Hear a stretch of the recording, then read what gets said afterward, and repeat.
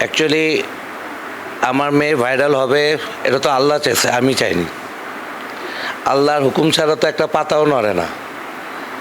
আল্লাহ চাইছে বলেই ও হইতে পারছে।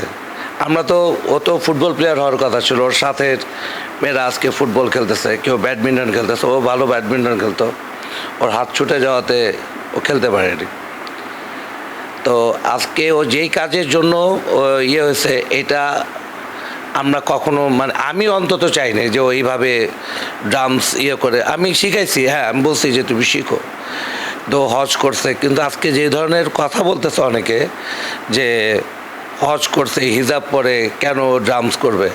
আরে ভাই, আপনারা বড় কোনো অনুষ্ঠান করতে গেলে শুরুতেই তো আপনারা কোরআন তেলাওয়াত দিয়ে শুরু করতেছেন, এরপরে যখন আপনারা মিউজিক বাজান তখন ওটা কি খারাপ দেখায় না? আপনারা উৎসাহ দেন যে হ্যাঁ তুমি মা আস্তে আস্তে ছেড়ে দাও। এই উৎসাহটা না দিয়ে আপনারা ট্রোল করতেছেন। আমাদের বর্তমান প্রধানমন্ত্রী, ওনার মেয়েকেও, জাইমা রহমান, ওনার মেয়ে তো মিউজিকের সাথে জড়িত না, তাকেও মানে এরা ট্রোল করতেছে। মানে ট্রোলটা কি, মানে এটাকে বলে যে ইংলিশে বলতেছে ট্রোল, বাংলায় আমরা বলি হচ্ছে গীবত। আমাদের কোরআন হাদিসে প্রথম বলা আছে যে গীবত করা হচ্ছে হারাম, গীবত করাটাই হচ্ছে হারাম। তো আমরা ওইটা না চিন্তা করে এই মেয়ে কেন করবে হিজাব পরে। আরে ভাই, হিজাব পরে তো চুরি করতেছে। জীবন অবাক না করলে কে করবে? 28% মিল্ক ফ্যাটের অবাক করার সাথে ফ্রেশ মিল্ক পাউডার। জীবন অবাক করুক প্রতিদিন। ও কি হিজাব পরে কি ও চাইছিল যে আমি আজকে ইয়ে হব? ও তো এটার জন্য দেয়নি, ও গেছে ওর ভাইকে আগায় দিয়ে আসতে। ওইখানে যে এক টিচার বলল যে এই নাদিয়া তুমি তো ড্রামস পারো, তুমি একটু বাজাও তো, এই বাজেছে।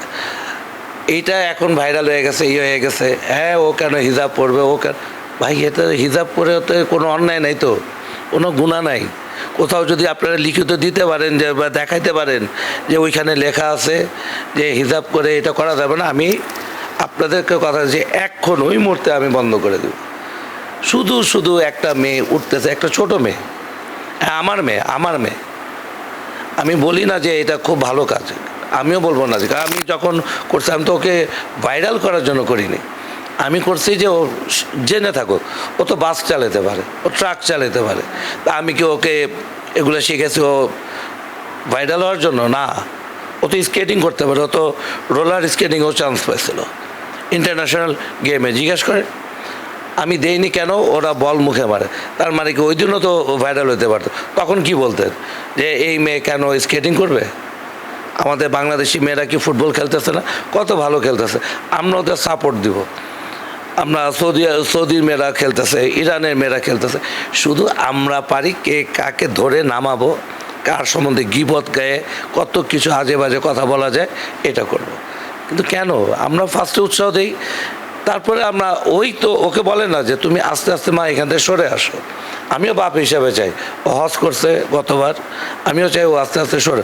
এটা ওর পছন্দ, কিন্তু জোর করে কোনো কিছু করানো উচিত না। আমি যদি বলি যে কালকে থেকে তুমি ড্রামস ধরবা না, ও ধরবে না, কিন্তু কারো মনে আঘাত দিয়ে কোনো কাজ করা উচিত না। আমি চাই আমার মেয়ে যে 5 ওয়াক্ত নামাজ পড়ে, কোরআন পড়ে, এগুলো তো অবশ্যই থাকতে হবে। পাশাপাশি ওকে লেখাপড়া করতে হবে, লেখাপড়া করে। এবং আমি যদি আজকে এই এলাকায় মানুষের সেবা করি, এই আমাদের ওয়ার্ডে যে 35 নম্বর ওয়ার্ডে আমি কোনো গরিব এর বিপদ হলে আমি ওখানে দৌড়ে যাচ্ছি। আমরা মানুষ হচ্ছে 4 জন, আমরা গরু দিই 2-3টা, কেন দিই? আমরা আমাদের খাওয়ার জন্য। আমরা সবাইকে নিয়ে খাই, সবাই মিলে ইয়ে করি। আমিও যাই, ওরাও যাতে এরকম করে, মানে মানুষের মধ্যে ওদের মিশে থাকতে হবে। মানুষ যাতে ওদের জন্য দোয়া করে যে আমিও চাই আল্লাহ আপনি আমার বাচ্চাদেরকে অনেক বড় কিছু করেন। সবাই বাবা মাই তাই চায়, আমি ওইটা চাই। যদি আমার মেয়ে আপনাদেরকে কোনো মানে কিছু বলে থাকে বা কোনো কষ্ট দিয়ে থাকে, আপনারা আমাদের ক্ষমা করবেন। আমার কথাও যদি কেউ কষ্ট পেয়ে থাকেন, এর জন্য আমাদের ক্ষমা করবেন।